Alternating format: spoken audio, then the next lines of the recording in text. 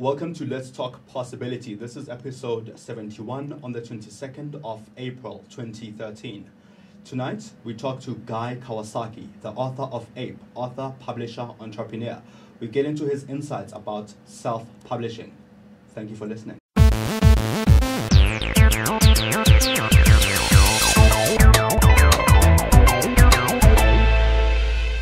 Welcome to Let's Talk Possibility, where we explore ideas, challenge thinking, and inspire action. I'm Mongezi Mtati. Co-hosting with me is Telana Simpson.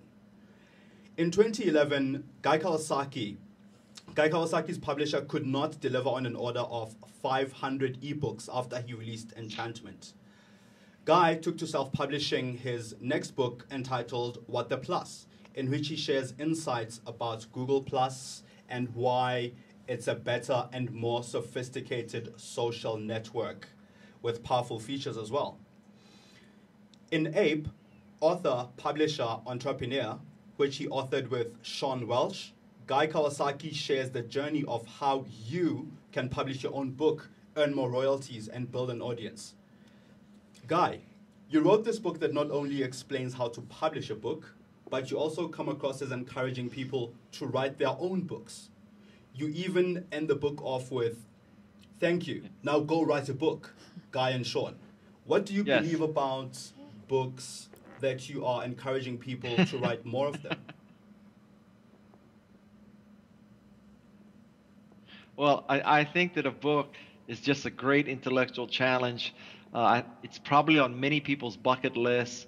However, many people are intimidated about writing a book. They think they're not an author. Somebody has not encouraged them. Someone has told them that they can't do it, that only writers can do it, and other such intellectual drivel.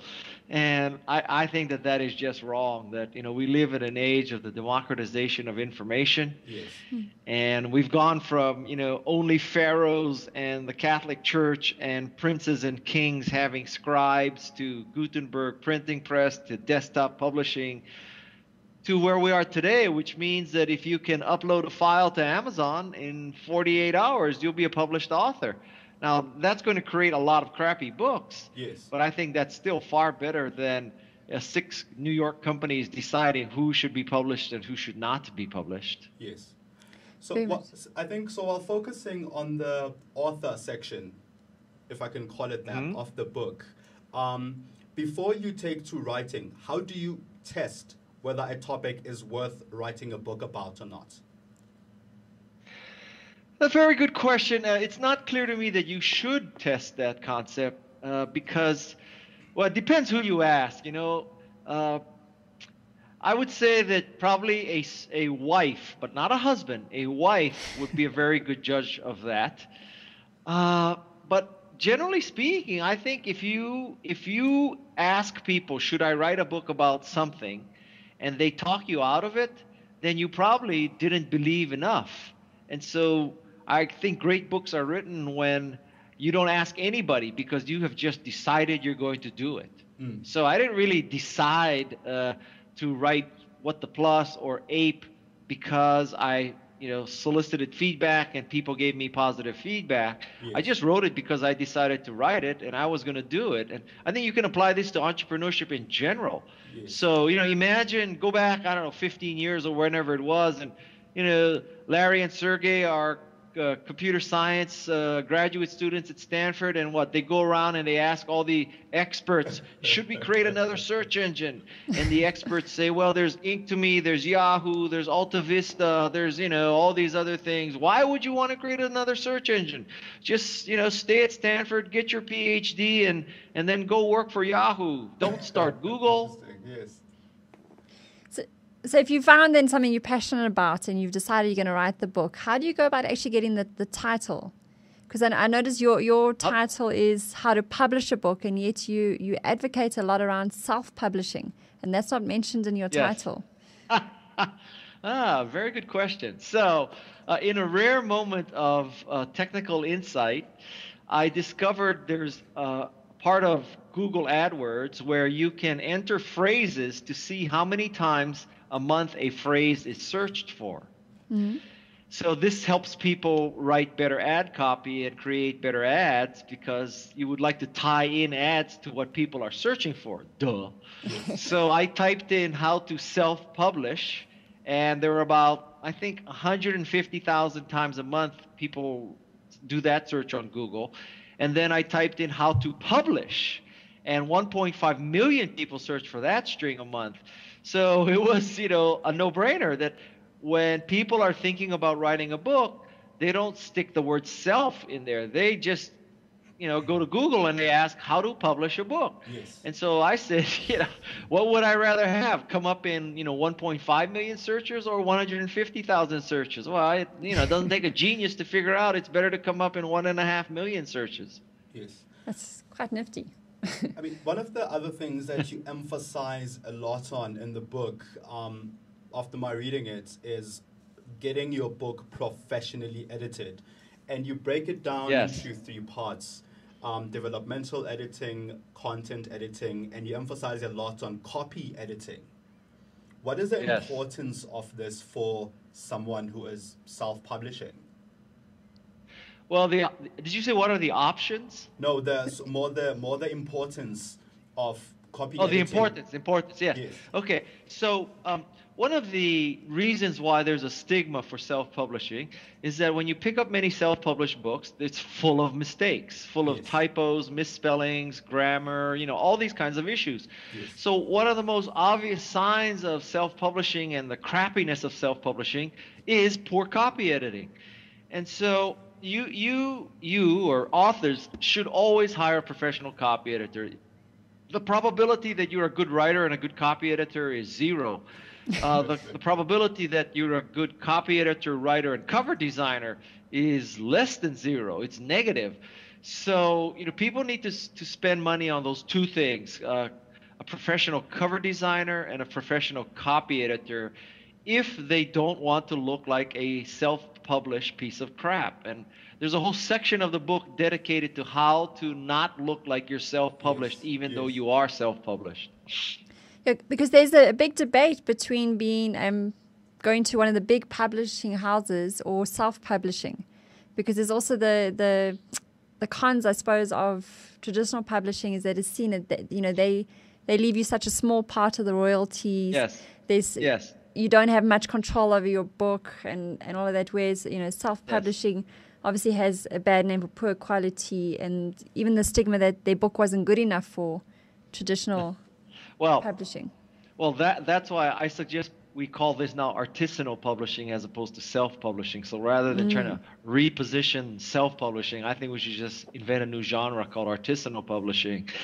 But that is, sort of marketing spin. The key is to write a great book. I mean, it truly is. And I believe that, cream rises to the top. What were some of the things that you had underestimated before self-publishing and releasing What the Plus? Probably the thing that I underestimated the most is that many authors have not comprehended the fact that the hard part of publishing is not writing the book, not even producing and laying it out. Truly the hard part of the book is marketing the book.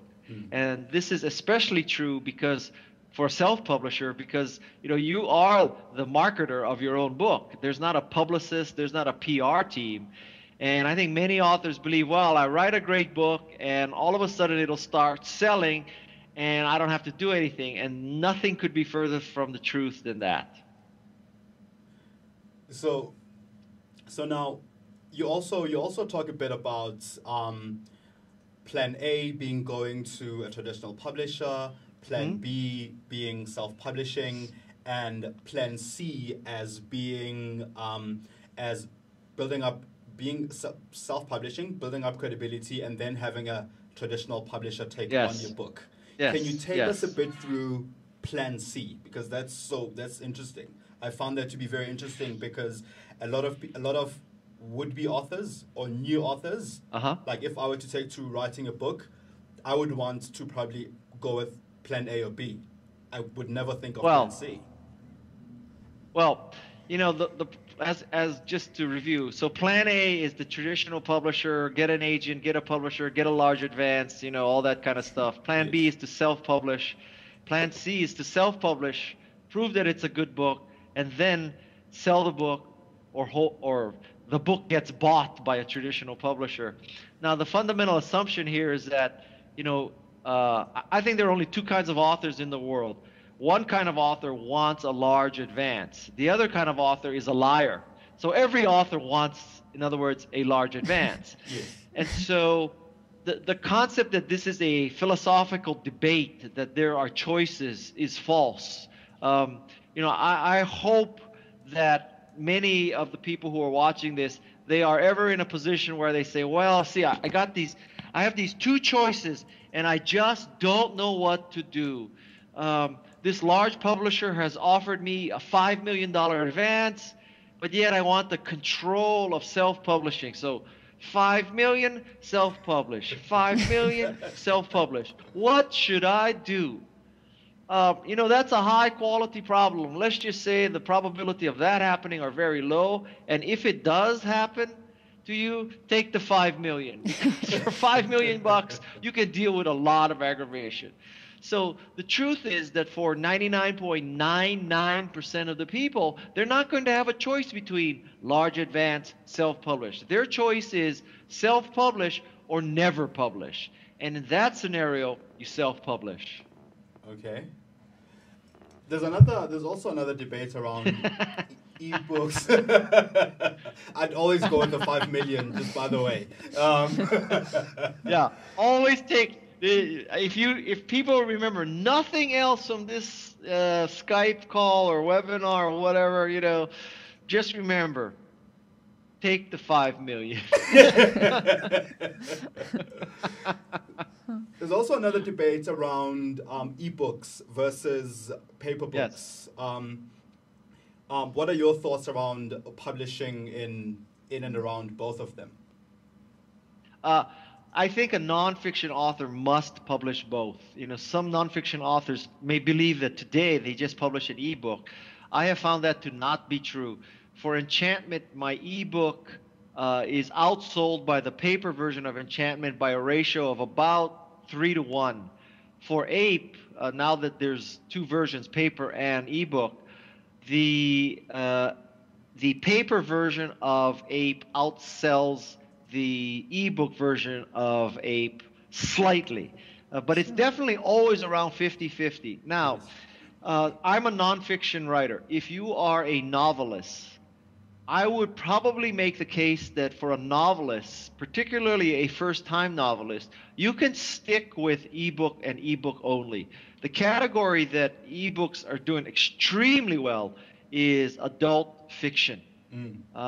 So you write an adult fiction book, you sell it for $2.99, it takes off, then go to print on demand, sell it on paper, and if it takes off on paper and it takes off as ebook, then Plan C will kick in and you sell it to a large New York publisher, you get $5 million advance, and life is good. That sounds very good, the 5 million. If we look some more at the entrepreneurs section, because that's the third part of your book. Yes. And as you're saying, that yes. I think it's a key part. We all think that write a book and magically it'll just fly off the shelves into people's hands. Yes. You actually talk about marketing the book before you've even written it. Yes. So the moment you start writing a book, if you truly want to market the book and sell the book. I mean, if you're writing a book about your grandmother just for her grandchildren, then you don't have to worry about this. Yes. But if you truly want to make it a commercial success, the moment you start writing the book is the moment you start building a social media platform. You need 5,000 or 10,000 followers. And the way you do this is to always tweet out interesting content, to become a great curator of content that is relevant to your genre. So if you're a science fiction writer and Wired magazine writes, I'm sorry, the door to my office is open and a train is going to go by. So if you're a science fiction writer, let's say that Wired magazine publishes an article about how the scientists are creating a huge laser that when it detects an asteroid about to hit the world, the laser fires off and blasts the asteroid into little pieces and, alters its trajectory so it misses the world. Okay, let's just say Wired magazine publishes an article like that. Yes. Well, if you're a science fiction writer, you should publish a link to that so that someday when you write your story, featuring a retired U.S. Navy SEAL who has heard that the terrorists are going to attack the laser installation that's going to save the world, and they don't know if it's North Korea or China or Russia or white supremacists or who knows what it is. They'll say, wow, I remember that guy tweeted out a link about how Wired magazine said such a laser is possible. So, this nonfiction story, this fiction story rings true. So I should read his book. That's what you want to happen. So you want to slowly become that sort of point of reference in people's minds as you market the book, Yes. or before you even start writing the book, and market yourself as, if you will, someone who's an authority on a subject. Yes. If you're writing a book about World War II, you should be tweeting out World War II historical links, all this kind of stuff, the 50th anniversary of this, or this is how a Panzer tank was created, or, these are photos inside of Hitler's bunker, or, whatever. I don't know. Tweet out all that kind of stuff so that when you write your World War II story about all the spies that came from Nazi Germany and they landed in England and they were spying for Nazi Germany, but every one of them was turned by the MI5 and they became double agents. When you write that thriller, you need credibility that you understood, and you're a historian of World War II. You do. So that's one way to build your platform, as you say, and your following.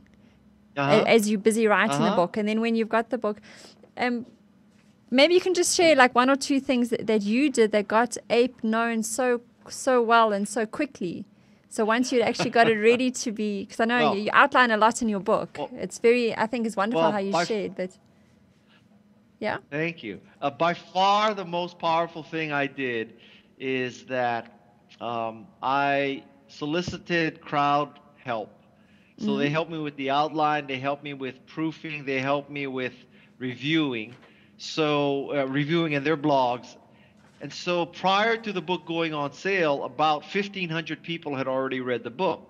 So now when you have 1,500 people who've read the book before Amazon even starts selling it, and if you have the, shall I say, chutzpah to ask those people to please review it as soon as you can on Amazon, and a fairly sizable percentage of those people do that for you, well, guess what? You immediately get lots of great reviews on Amazon, which provides social proof to people who are just looking at the book for the first time that this book must be good. Lots of reviews, all 5-star. And so by far that's the best thing that I did. And it takes trust. It takes the fact that I allowed 1,500 people to have my whole manuscript. And if you went to a traditional publisher and said, I'm going to seed my book to 1,500 people prior to you selling it, they would have an aneurysm. They would not let you do it. Yeah, and I think a lot of people are very scared. They're very guarded of their what they're trying to do. So you're a great example of the opposite of that, and it's, it shows. So maybe if just to round up, could you share one last tip for anyone who's just even got the inkling of a thought of writing a book? What would be a tip for them? Yes. Well, the tip for me that I'd like to provide is that you need to get into a habit of writing every day. I think that many people believe that there's this time when life is perfect and that's when you can finally write, right? So you're sitting in your beach house. This is the beach house you bought with the large advance you got.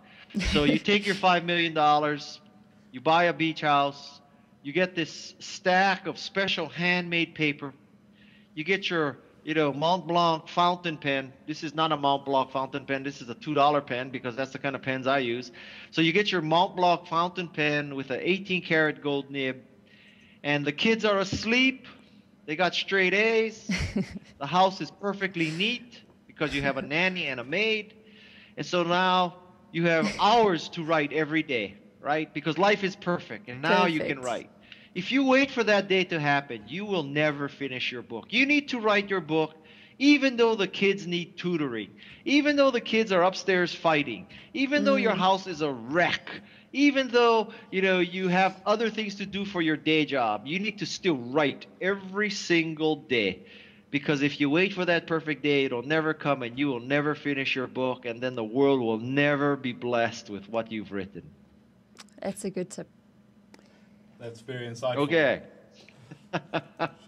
Well, thank you very much. I'm sorry I have to rush today.